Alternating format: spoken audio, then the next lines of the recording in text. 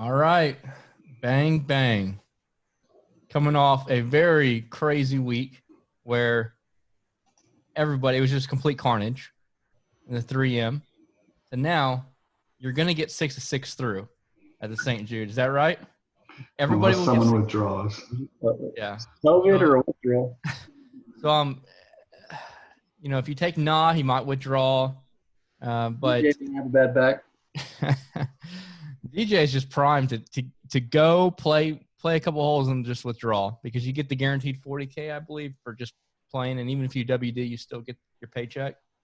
But let's go back briefly for a minute or two to last week. We got to start with, if you don't follow us on Twitter, you got to follow us on Twitter. The DFS Dads. We put out a pick that was golden, and we're not putting out picks in the 11K range. We put out for 7,400 our boy Ricky, and we told you why. Number one on the model on par threes, 200 225, and he was leading the tournament and had a rough Sunday. But go to DFS Dads on Twitter. Give us a follow. That would be greatly appreciated. But what did you all think about this week? Paul Casey once again just let me down. I think you too, Dustin. Yeah. Obviously, I had my two big guys in my cash lineup. Casey, obviously being the top one. Just played bad. I mean, on a course where scoring was, everybody was scoring except for all the top people, it seemed. So rough there, but obviously we had some great picks in the 4K range. My first week or my cash lineup didn't cash, and that's because my two top guys missed cut, which is when you have that, you usually aren't gonna cash. I know Price ended up with 4 or 6 and still cash, so we'll let him talk about how he did that. Actually had 3 of 6. 3 of 6. Wow. So super lucky. I mean, I went pretty heavy on Hoffman and Merritt, and I don't know how they missed the cut. They look like they fit perfect, but luckily I had Finau, Warinsky, and English who all finished great. So, I mean, Warinsky, I hit him for first round leader, so I made $400 off $8. So it's a nice little salvage there. I did live bet Charles, so I was hoping he could pull it out. But, I mean, I think Thompson, who won, was like 0.4% owned or something like that. So no one was on him anyways. Yeah. But it just goes to show, I cashed in the double up, so I didn't cash anything GPP. But just to show you, if you have 3 guys who do well, you can still at least break even. Yeah, I forget the stat, but I mean, how many of the I think everybody from besides Finau and Wolf and the English. Wolf and English. Everybody else was just terrible. Everyone missed the cut. Yeah. I mean, that's pretty crazy when you think about it, especially in a tournament like that. Yeah, didn't see that coming. But a couple guys we touted did good. Zhang finished 12th. Zhang. I wish I listened to your Zhang. But overall, mediocre week. I mean, if you got 5 of 6 through, you made money. If you got 6 of 6 through, there was like 3% of people who did that. Yeah, I had 4 of 6 through, and then a couple lines with 3 of 6 through. I cashed half of my balance for the week cash, so I'm just glad I got some money back, and I barely got some of that money back too, just barely, like a couple points. But I mean, I didn't know Paul Casey, Doc Redman, and Bubba Watson were going to be my letdowns, and all my bums were the ones that did well. I was excited. I was all on Matthew Wolff once again, from previous winter. He showed out for the most part, but overall, I felt like going into last week, I didn't love my builds or my lineups. I thought it was very difficult. And I think it was difficult for everybody, clearly. I think less than 5% got 6 of 6 through, 3 of 6 from price cash. So let's move on to the WGC. If you don't know, it's out of Memphis, and it is a 6 of 6, no cut. But we'll let Price fully break that down for us.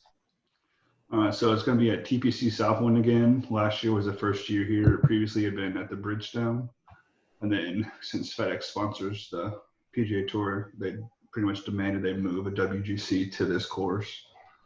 So it used to be a standalone tournament here, but now it's just the WGC. So you get 75, 76 golfers in. It's a no-cut event. So everyone's supposed to get 4 rounds. Most people don't withdraw. The only person who's ever actually just teed off and quit is Berger, who teed off just to get 40K and went home. But it's a par 70. It's a little under 7,300 yards. So you got some lengthy par 4s. It's actually one of the toughest tracks on tour for par 4 scoring. You got the 2 par 5s, which are reachable. But it's supposed to be a lot of rain this week, so it should be pretty soft. So it should be interesting to see. You'll have Brooks, who won last year. Webb finished second. You have Rory, who's won here. Berger's won 2 times. Spieth's won here. So all different range of people have won. But you really want someone who's going to be fairly accurate off the tee. So I'm looking at stroke gained approach every week, stroke gained off the tee. Definitely bogey avoidance because there's a ton of water. It's on like 11 or 12 of the 18 holes. So tons of water there. It's a second shot course for the most part. So you just want to put it in the fairway, have a decent shot in. But it should be a good week. It is the week before the PGA, so you might have someone who checks out if they're having a bad first 2 rounds and then just hop on the jet and fly over to California to get ready for Harding Park. But for the most part, I mean, these guys are all here to win. It's a WGC, so you get $2 million to first, and no matter who you are, you want that $2 million. True that. True that. So let's break down that first tier. We have 5 people from John Rahm winner to a couple weeks ago, all the way down to Patrick Cantley at 10,100. Who do you like in this range, and who are you gonna fade? Let's start with you, Dustin. For me, if I had to narrow it down to one, I'm leaning JT.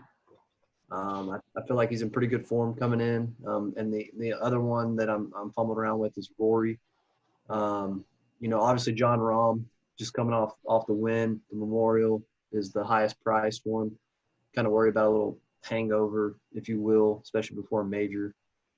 That's kind of worries me there. But as far as a fade, and it's hard to fade this guy because I used him, the first 4 tournaments of the season. But Bryson, had a bad week, a real bad hole, me kind of hole, just hacking it all over the golf course.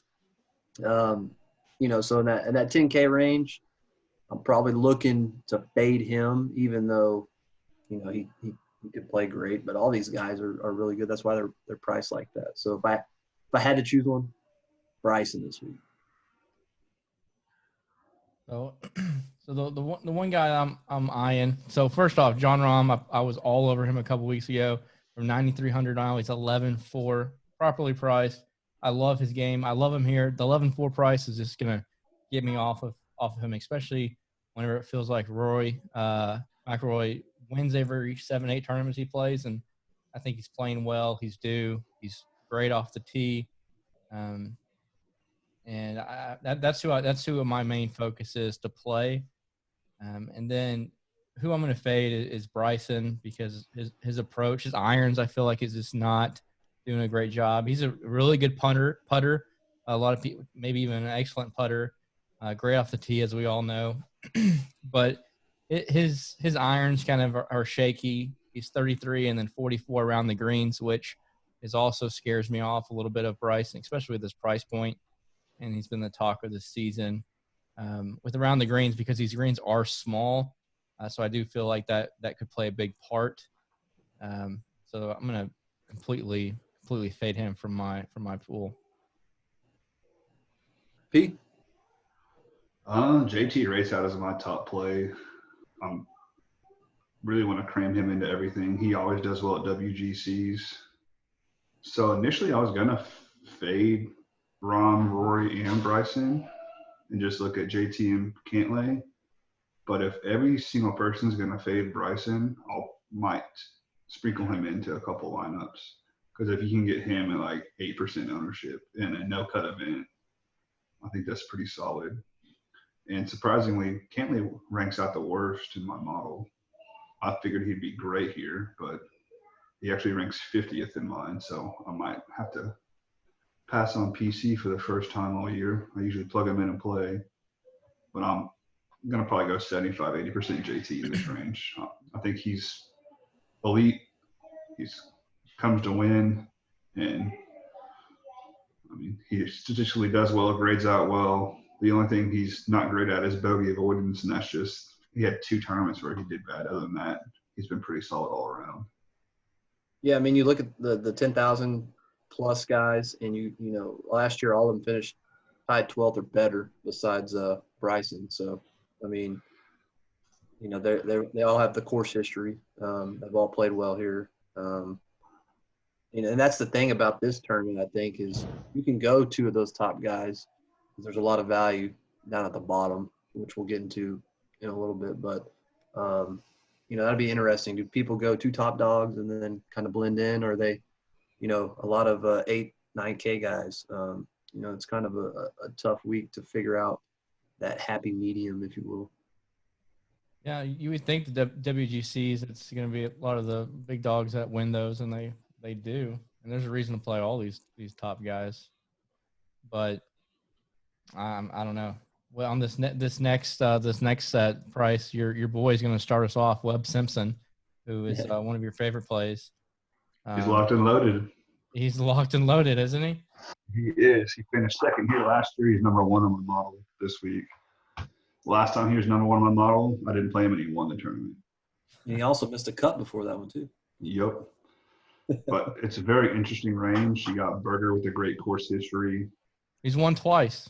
You got DJ, who's played phenomenally here, but he's been so awful. God, how hard it would be to click that guy's name. He's striking the ball well. It's his putting is just, and it just seems like he doesn't even want to be out on the course really, or he's just kind of preparing for the major. And I know that's a cop out, but he struck the ball pretty well last week. Putting doesn't get you 80s, buddy. You know what I mean? I mean, come on. It's so crazy in the range right here with DJ and Brooks at the low 9K range when Price under Hovland and Morikawa and Berger. Yeah, Hovland and Brooks, Finau, and DJ. Holy cow! I mean, I think there's a lot of guys here I want to fade. Like Berger is like just an instant fade. Like I understand he's won twice, but he's won on weaker fields, and then he's 9,600. I mean, there's so much better golfers below that. I feel like, but Berger's a great putter. And I feel like I'm not a huge putting person, but in this the smaller greens and the way it seems like it's played out last year at least, putting was a big deal. But really, I'm just looking at Webb, Finau, and maybe Hatton in this range. I mean, Hatton's been amazing this year. Fresh, what are your thoughts on Kawa this week? I like him, but I'm going to load up on him next week. I can see him contending and doing well, but he also gets away with the driver some. And you do that at this course, it's going to penalize you. And I'd rather go to Webb. And Finau's been amazing lately, but I'm fading Brooks, DJ, and I don't know how the hell Fitzpatrick's 9K. But I'm not playing him either. I don't think any. I mean, before that, priced. But anybody gonna what about DJ though? If he's only 5-6% owned, I mean. My goodness, he's got to shoot below an 80 before I feel comfortable taking him. He won a tournament 4 weeks ago. I know, that's the crazy thing. It's a good format if you want to use him, to be honest. Because he ranks 7th in my model. But sixth in mine. He's been, you go 80, 80, 78, withdraw because your back hurts. Yeah. And then you got old Knee Brooks, has great course history. I think he's top 5 2 years ago and then won last year. Mm-hmm. But. And he played this course before it was a WGC as well. So he obviously likes it. Yeah, but he's just, his brother beat him last week, I'm pretty sure he played last week just so his brother could get in the field, and then his brother beats him. Yeah. Hey, at least he has some bragging rights now, right? He ain't never going to catch him in the majors. But Beat him in that one tournament. What do you think about the 8K, Chris? Who do I like in the 8K? Honestly, I kind of just want to. Besides Patrick Reed, I kind of just want to. There's reasons to play a lot of these guys, but I'm just gonna get rid of this range altogether. Honestly, I'll rather just play guys up in the 9-10K range and just fade the 8K range totally. So just a complete fade. What about you, Price? I like Fleetwood a lot. He's really good at WGCs. First week back last week, he missed the cut, but that doesn't really bother me. I get four rounds of him. He usually goes low 2 and does mediocre 2. So you go low 2, it should be decent. Obviously, him being from Europe, with the weather that's going to be there, it's supposed to be rainy and kind of shitty weather. Most of them tend to play better in it. I'm with you on Reed, but I thought he was going to be like a sneaky play, and apparently he's super popular. So I don't know. Yeah. I think I'll just bet him at 33-1 and not play him. I think that's probably the best route to go. Y'all skipped right over Hideki. Y'all don't like him? He's dead to me. He hasn't won since 2017. I think it was here, wasn't it? Close to winning it. I don't know. He literally could putt left-handed and putt better. Hey, he won here in 2017. I was at Bridgestone though. Yeah, that was Bridgestone before they switched it over. Different course. Yeah. I mean, I'm not a fan of him either. I just was curious. I mean, he's 8,900. Kind of. I'd rather play Spieth. Yeah. Yes, actually, Spieth. I mean, he played well here. And he's actually been playing pretty good. I mean, you were on him. What was it, 2 weeks ago? At the Memorial.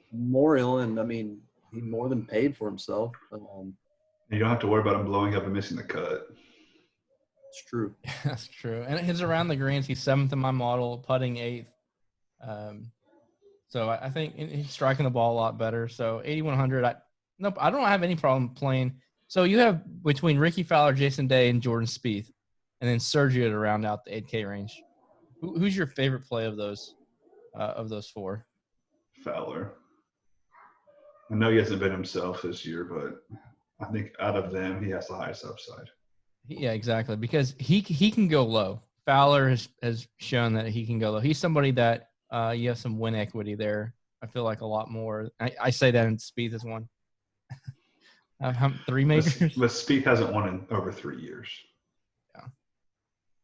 Yeah, I think with Ricky and Spieth, what you're going to get is a lot of scoring, right? So even if they're not, top 15, they might still get you a lot of points just based on how many birds they have. The other player that kind of intrigues me, and I'm kind of a homer with Gary Woodland, but he can hit that stinger off the tee, stay in play. He's putting. You never thought he would become a great putter, but if you look at the putting stats for the year, he's number 6 in the whole PGA in putting. So he's turned something around. He's been working with his coach on his putting, and he can hit that stinger off the tee. And I think he's someone viable to play. I'm not going to actually play him this week. I think I'm going to end up fading him, but he's a guy I want to play in my lineups. But with the way I'm constructing him, this whole kind of mid-upper 8K range, I have to go down from there. I like other plays. I think he's an interesting play because he's coming off back-to-back tournaments where he's played pretty well. I think he was 20-something Memorial, and the week before was top 5 or top 10. He finished 5th and 22nd his last 2. Yeah, so I mean, that's playing really good golf, and you come to a course where he's a guy that can score, and he's 8,000. So I think Price does make a good point with Fleetwood, though. If you're going to at 8,600 pay up 100 more, I think Tommy Fleetwood is the better play. And this is the 2-year anniversary of me hitting for 35K at the Bridgestone, where Tommy double bogeyed the 72nd hole. That was a $25,000 swing for me. I'm still going to go back to him. You actually play him all the time, though. You love playing Tommy Fleetwood. He's a phenomenal ball striker. Yeah. Oh, speaking of ball strikers, the next range we got ball striker Casey, who's absolutely I think Dustin and I are off the last 2 weeks. Dustin, you got to go back to him this week. We can't just get off the guy. It's kind of like one of the, and I always tell y'all this, it's like blackjack, right? It's my philosophy. If you keep losing, you have a better chance of winning the next hand, right? That's why I always see you go to the ATM. Whatever. But, it's another course that kind of lays out for a guy like Casey, a great ball striker. But to me, it's like, man, do I really go back to the well? He didn't play good last week. He should have. It was a course that he should have scored well on. We used the excuse the bad par 3 the week before, which it was. So it's kind of like, man, where's this game right now? I mean, we haven't seen a full weekend out of him yet, it seems like, and it's kind of like, do I really want to go back to that? I mean, it's a lot easier to swallow because he's 7,800 or whatever he is, rather than last week when he was 10,000. Yeah. So 10-1. I'm not sold on taking him yet. I'm not saying I'm not going to take him. I'm just still mad. Who's the one player that you're going to completely fade in this range? That let me see who there's a lot in the 7K range. I love the 7K range. It's actually one of my favorites. I think you get a lot of value here. As far as fading, I mean, will it? That's the first one that pops out. You got Michael Thompson that jumped up there. He actually showed some – I liked watching him all weekend. I mean, he had guys breathing down his neck, and he just played his game. And, is he going to do it again? Who knows? But, I actually like most of the 7K range. Kuchar at 7,600 can get you easily, top 20. Leishman, third last year. I mean, Kevin Na's been playing really good. So Ian Poulter, who I know missed the cut a couple weeks back, but been playing really good golf and has good course history here. Finished 8th last year, 10th the year before. So to me, if I had to fade, I mean, it's Willett, but I see myself playing, 2 or 3 of these guys in this range. Yeah. For sure. What about you, Price? What do you think of the 7K range? I'm going to go all in on Scotty. Scotty Scheffler. 7,300. I don't have to worry about him missing the cut. He could fire a 77 like he did that one day and then come back and fire 7 under. And he's gotten more DK points than the next 15 people ahead of him on the standings. I think Wolf's sneaky too. I don't think people are going to pay 7,900 for Wolf when you got Sergio above him, Casey below him. And, I mean, he's been playing great the last few weeks. And he's another guy who can just fire off birdies like no other. The really only other person I'd be looking at is Stinson, but he hasn't played since the break, and he came back from a long break at the Arnold Palmer, and he missed the cut. And he broke his 3-wood that he loves. But really, he's been awful off the tee his last few tournaments, which is kind of skewed because he's only played 4 tournaments in the last year. Wow. And he has miscut, 20th, first, miscut. Yeah, he's number 1 in my model. So he's accurate because he doesn't use the driver much. He uses the 3-wood. He puts himself in opportunities to make birdies. He's not the best birdie maker, but he's still above average. And another guy who plays well in bad weather, which it should be raining the next 5-6 days in Memphis. But I like them. I'm absolutely going to fade Sungjae and Max Homa. Yeah. I know Homa did good. And actually, I'm not going to touch Bubba either. I feel like Homa can't putt, though. He can't putt. Bubba looks like a terrible setup, and Sungjae has just not been himself. Yeah. I'm not going to touch those 3. Yeah, I think the 7K range and the 6K range that we're going to get into is really good. But a couple notable things when I look at the 7K ranges, Henrik Stenson as well, ranks number 3 in my model. I don't like he hasn't been playing, but I do think this course sets up for him well. Price went over a lot of that. And also the rain conditions is something serious. It rains a lot there in Memphis. And we live all around in the Austin, Texas area. And I might say it's going to rain, but it typically somehow doesn't rain.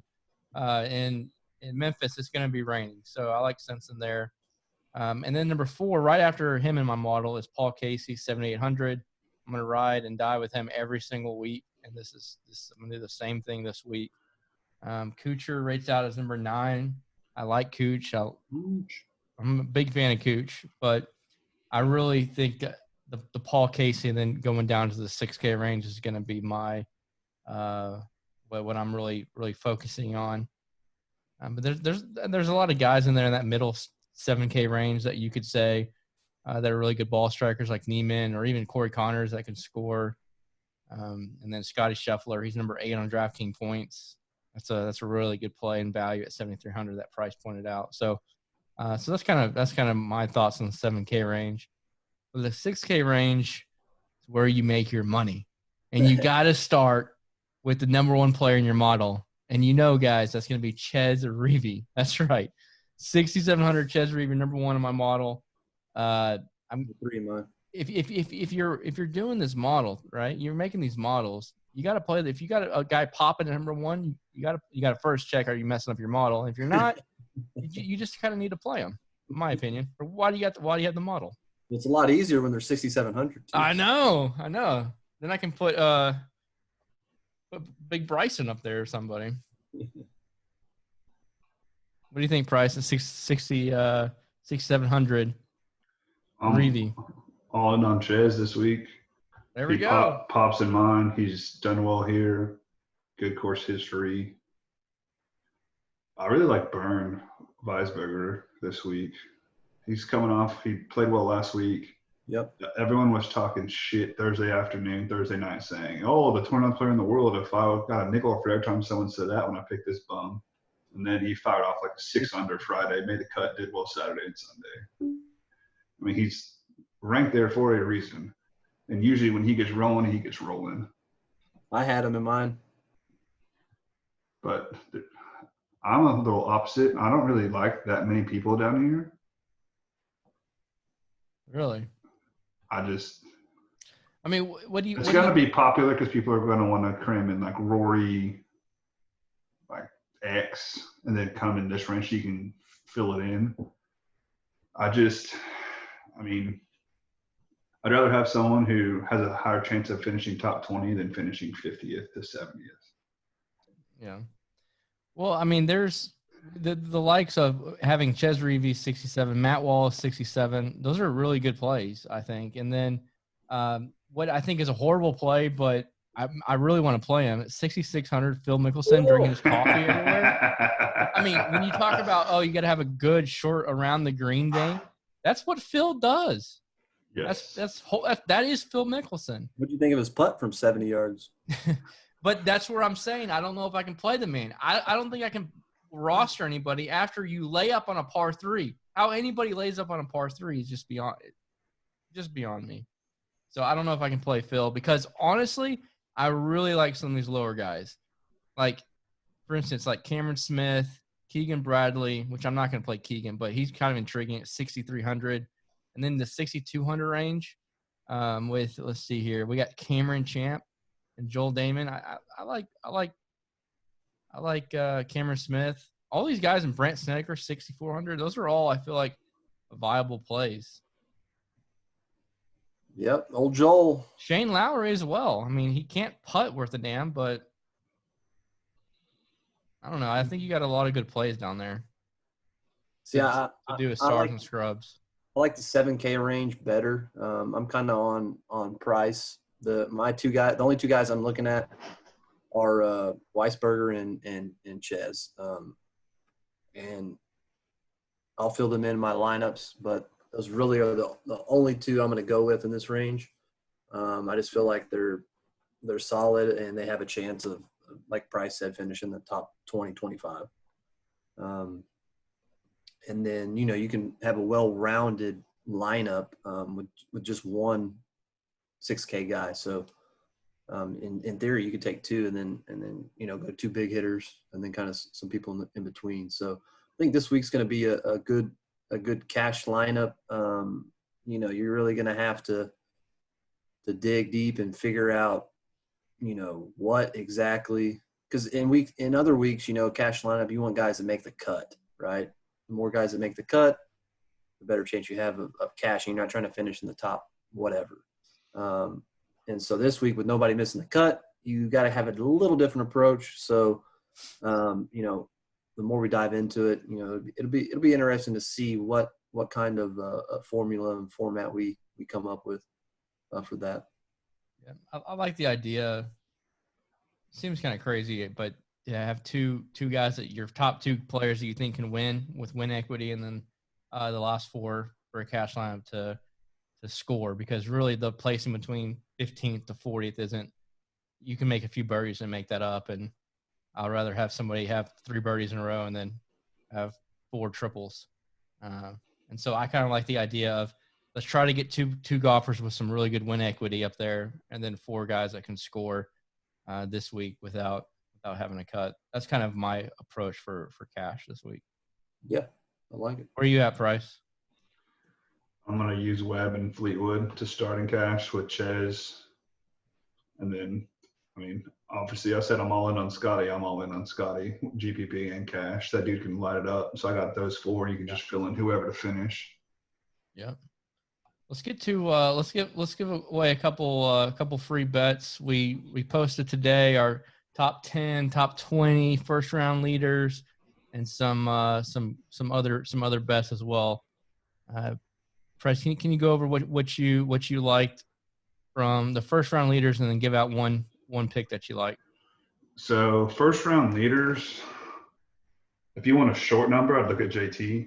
He's 18 to 1. Sorry, 18 to 1, which isn't the best value, but he's also third best player in the world playing this week.